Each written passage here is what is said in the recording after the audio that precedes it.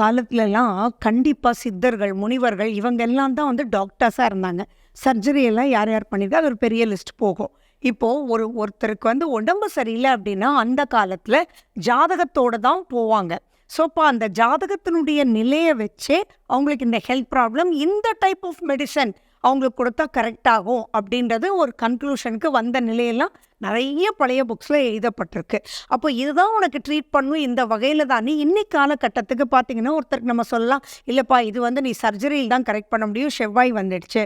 அடுத்தது பார்த்தீங்கன்னா, நீ வந்து அலோபதி வேண்டாம். உனக்கு சைட் எஃபெக்ட்ஸ் ஜாஸ்தியா காமிக்குது. You can get cured by allopathy or something like natural herbal treatments மாரி அது எல்லாமே நம்ம வந்து இந்த மெடிக்கல் அஸ்ட்ராலஜிய வச்சு நம்ம வந்து ஒரு 90% க்ளோஸ் பை அவங்களுக்கு கைட் பண்ண முடியும். இது ஒரு முக்கியமான விஷயம். டாக்டர்ஸ் இல்லை நம்ம வந்து அவங்களுக்கு கைட் பண்ணிட்டு இதனுடைய தாக்கத்தை குறைக்கிறதுக்கு ஆரம்ப கால கட்டத்திலேருந்தே நமக்கு உதவுறதுக்கு தான் இந்த மெடிக்கல் அஸ்ட்ராலஜி.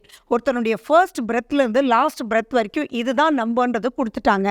அப்போ அது எந்தெந்த தாக்கம் இருக்கோ அதுக்கு உண்டான உணவு வகைகள் என்ன, அதுக்கு இயற்கையாக நீங்கள் என்னென்னலாம் பண்ணணும் அப்படின்றதெல்லாம் சொல்லி கொடுத்துட்டோம் அப்படின்னா தே கேன் கண்டிப்பாக அந்த தாக்கத்திலேருந்து விடுபடுறதுக்கும் வரும் முன் ப்ரிவென்ஷனுக்கு உண்டான விஷயங்களை சூப்பராக பண்ணுறாங்க. ஸோ அதுக்கு தான் இந்த மெடிக்கல் அஸ்ட்ராலஜி ரொம்பவே உதவும் எல்லாருக்குமே.